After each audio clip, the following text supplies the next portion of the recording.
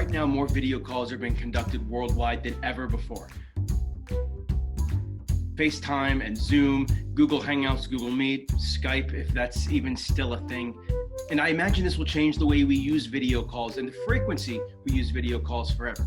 Between colleges and universities going online and people working from home across the nation, the amount of video call sins have skyrocketed. I recognize that not everyone has options. You do what you have to do. But I want to share with you 6 of my best practices for work and school-related video calls.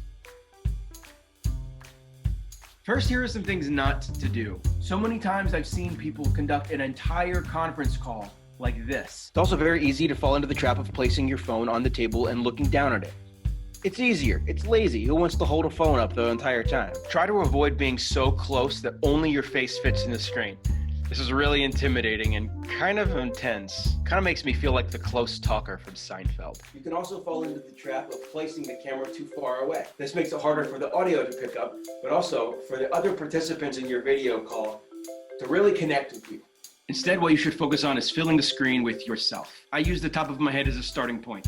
I align it with the top of my screen and let the rest fill in naturally. You should have little to no space at the top of your screen. However, be careful about putting yourself too high on the screen. You want to make sure that most of your head is in the picture.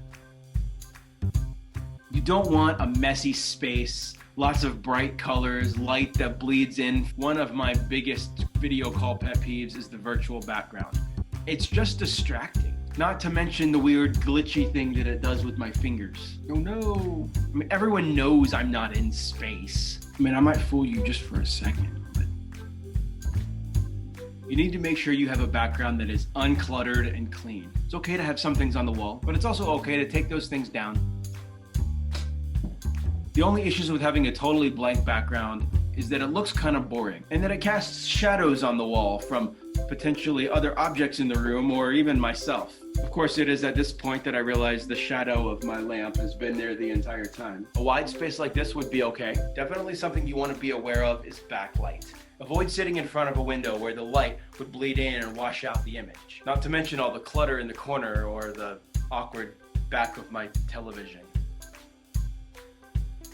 One of the main principles of video calls is to help yourself feel connected to the person that you would normally be having a face-to-face conversation with. When you're looking at your screen, looking at your notes, watching them on the screen, it is very clear that I'm not making eye contact with you. Avoid the temptation to watch yourself on screen. Instead, look directly into the camera. This lets the person you're talking to feel like you're making eye contact with them, creating that personal bond that you would have if you were face-to-face. Avoid the temptation to look anywhere besides in the camera. It's not always totally noticeable when you're on your desktop. Right now, I'm looking at myself on the screen. You can tell I'm not making direct eye contact with you, but it's not as obvious as when you're on the phone. When I switch over to my phone and start looking at myself on my phone, it's a lot more noticeable. Pro tip, be mindful of glare from your glasses. I figured out exactly what angle I need to hold my head at so that there's not a glare off of my glasses. For when I tip my head up, you can see the glare hitting on my glasses. This glare gets even worse when I put on what my wife calls my serial killer glasses.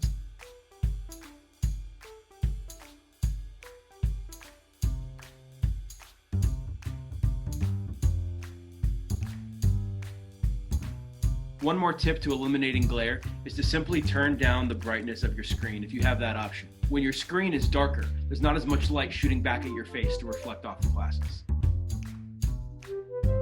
Headphones eliminate distracting sounds and also prevents other people in your surroundings from hearing the conversation that you're having. I mean, they can still hear your side of the conversation, but they can't hear both sides of the conversation. Using headphones also helps eliminate feedback. When audio is coming from your computer speakers and then back into your computer microphone, you have the potential to create feedback. In the rare case that you are in the room with someone else who is also in your video conference call, make sure you're using headphones. Even more importantly, make sure both of you don't have your microphones on at the same time. Then there's the age-old question, headphones or earbuds?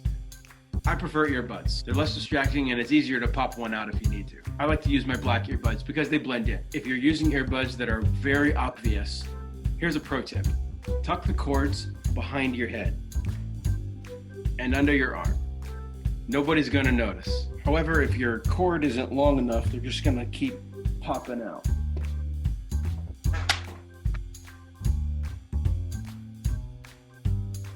Make sure you're dressed in the way that you would dress if the meeting were happening face-to-face. I probably wouldn't be wearing a North Face and a t-shirt if I were doing this presentation live in front of an audience. Putting on a shirt and tie would have felt weird for this particular medium and topic, so it's okay to dress a step down from your normal situation. Obviously, pants are optional. Now you're wondering. When you're in portrait mode, doing it vertically, you have all of this black space over here on the sides. If the person you're video calling with is viewing you on their computer screen or in landscape mode on their phone, they're gonna have all this black space on the side. I personally think it's unprofessional, and I think you're better off to use the landscape mode. So that's it. Those are my best practices for school and work-related video calls. Know that these are not laws, these are not rules, these are just my observations from spending 3 weeks doing video calls with people, or the things I've liked or not liked from other participants in my video calls. I hope you find them helpful.